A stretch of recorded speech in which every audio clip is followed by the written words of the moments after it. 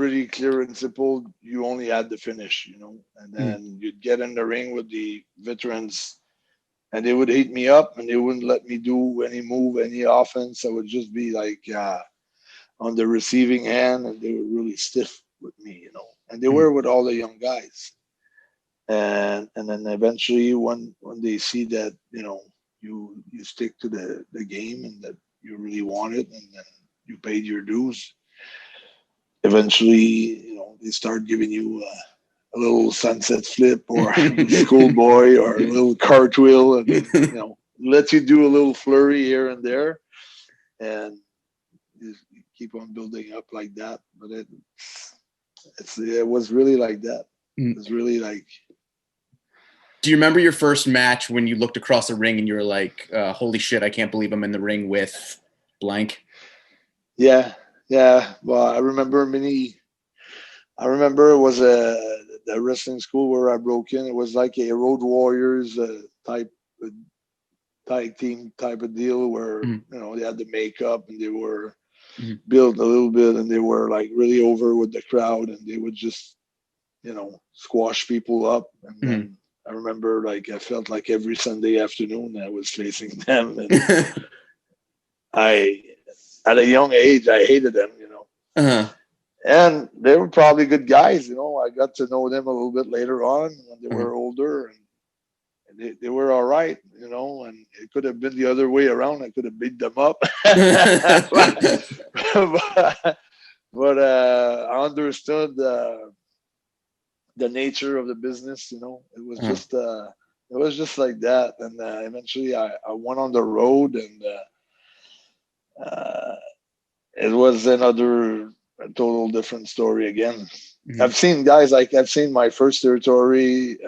I've been to Calgary, and then after that, I was not very successful in Calgary. I've been to the Maritime, where I was not very successful either. I was maybe 19 years old, 20 years old. But at least I got along. I was on the roster. So let's say Sailor White was a big dude. He was one of the Moondogs, and he would be drunk every night, and he would let me backdrop him and do all my drop kick and make me look like for my age, and I was almost I was watching this guy on TV in Montreal. Now I'm wrestling him, and he's bumping all over the place. He's 350. And then a guy came, for a local guy from St. John, New Brunswick, and he beat the living hell out of him. Opened up his mouth and killed that kid, And just because I was part of the official roster, I was able to bump him all over the place. But the guy that came in just for, to do a job, he got beat up pretty badly. Do you know if he stuck around? Did you ever see him again? I never saw him again. He probably quit. Yeah. He didn't pass the test.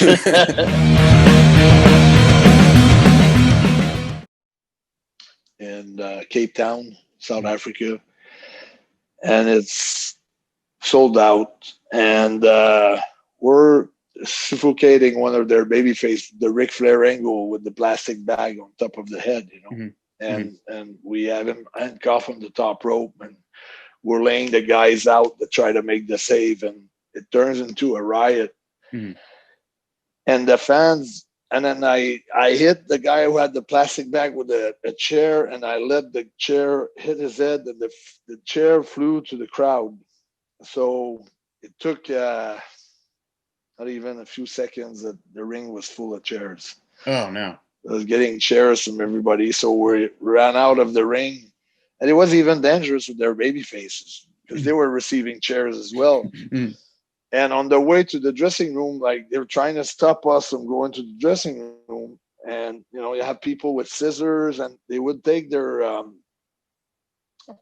cameras and take the film out and whip us with the round edge by pulling all the tape of the camera and whipping us with that would hurt. And then I'm telling my partner, we have to show them that we're not impressed. So I'm nailing a few people, but there are too many. We can't go, and the security has lost control, and we're running to the dressing room, and the people are running after us, like everybody, and we locked the door, and we were lucky to made it. We were lucky.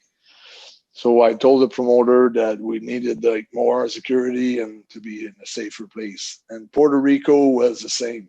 Puerto Rico was very, very dangerous too.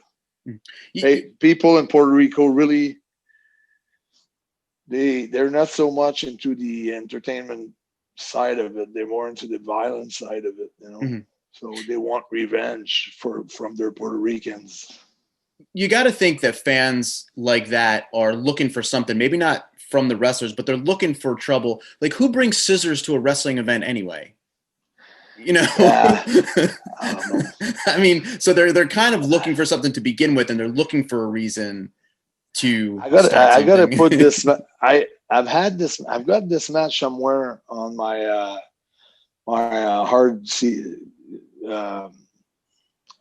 drive, and I want to put it available on YouTube because it shows the craziness. It shows all the chairs and all the riots and how everything became so crazy. So, you should. I would definitely watch that. yeah. Oh, I will.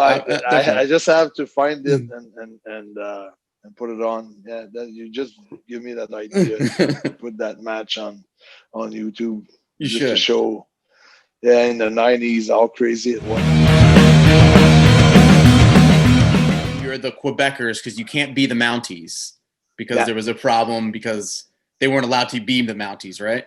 Yeah, it was a lawsuit against Vince for using that name. Yeah, so you come in as the Quebecers. I've always wondered this. Those suits were itchy as hell, right? No, because we made it our style. The original one was. I wouldn't have worked with the original one. Okay. So we made the one with the any other wrestling gear where we went to, you know, someone who does wrestling gear, and we asked to have the same model, but basically made out of tissues that we could tolerate, you know. So the ones that WWE Creative Services gave you were itchy, you're saying?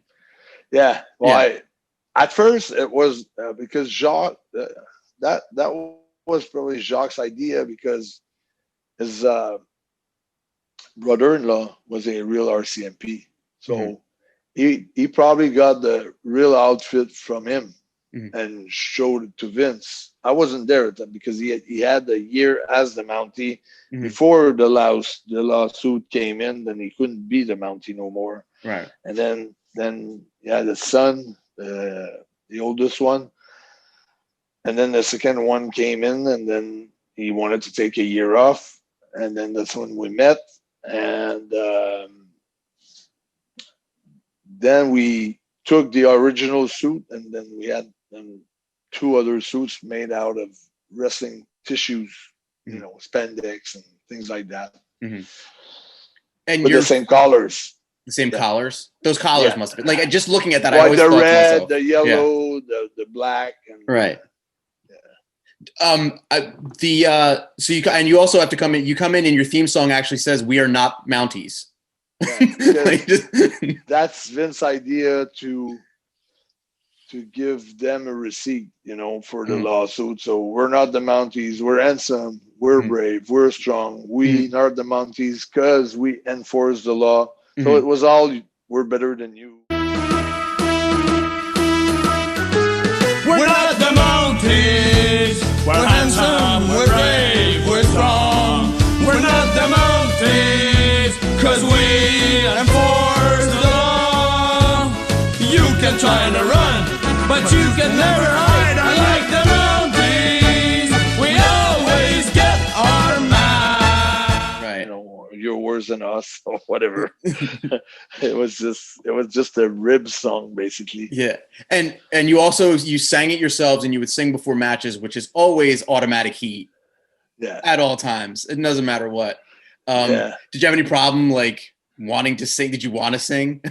Yeah, I'd like to sing. Because I had been singing, like, I remember South Africa would sing the Canadian, because I know the Canadian national anthem by heart, but I'm not a good singer. But, you know, like, when I want to piss everybody off in my house with my daughter and my mom or my dad or a party, let's say everybody's doing like we're having dinner, you know, my mom's cooking some food, and I'm there with my 12-year-old daughter, and I start to sing the national anthem, thinking I'm good. Everybody can you just shut up? Because it goes. It's just something that's gonna stress your nerves, man. It's just the way I sing it. I just know how to sing it to piss people off, I guess. Well, sometimes, it's, as a kid, it pissed me off. So, so it's the same principle with the Mounties song. We were totally off track. I remember Jim Johnson was like, after a day of recordings, there's a lot of work to be done, and I don't think we're going to be able to make a real song with it. It's going to go like that. But it wasn't supposed to be a real song. Like, you're supposed to not sound good. Like, if you sound good, people would like it. Yeah. Yeah. Yeah. No, they were happy with the result, but we had spent a full day with Jim Johnson. People think that's a work. That's an actual shoot. Like, your eye. Yeah. Oh, yeah, totally. And it happened as a kid with a pellet gun, right? Yeah. Okay. So that's why I shot the idea for the pirate idea, because I wanted to, take something that was a real tough time in my life, a big adversity, a big setbacks, losing an eye at 12 years old in 6th grade. All the kids laugh at you. And every time going back home, you have to get into a fight to shut up someone, because they call you names. They're not cool with you. You have to wear either a patch or sunglasses, not to have too much stuff getting into your eyes and getting infected. And if you wear sunglasses, after school, I pitched those ideas where I would steal stuff, from Bret's attire. Like the first thing that I stole was the glasses. Like it was a kid where Bret always gave his glasses. So I snatched glasses, and then Savio Vega took his flag, and then Bret took his jacket. And I heard Bret on a podcast saying it was a lame angle because if someone would steal my jacket, why wouldn't I get someone make another one for me? But for me, I saw it a different perception because let's say I'm having a streak with my hockey stick or my baseball bat, and I'm having good hits and I'm doing well, or I'm having wrestling boots for the last 5-10 years. They feel like, a pair of lofters, and someone would steal it. Maybe I'd get another one made up, but I'd be pissed. I'd be, that's just try to stop Patrick Roy, like when he was in his prime as a goaltender, when he was jumping over the line. Just try to stop him going over the line with the skates. See what would happen. Would it be a general? Would it be a general fight? Just by, I remember Ron Extall used to come on the red line just to cross the line of the Montreal Canadiens, just to piss them off. And one night they put one player there, just say, "You're not touching our line." And we put our goon there, and it was a general fight. So me thinking, you still my ring jacket, it's a hell of a big deal. But for Bret, he didn't see it like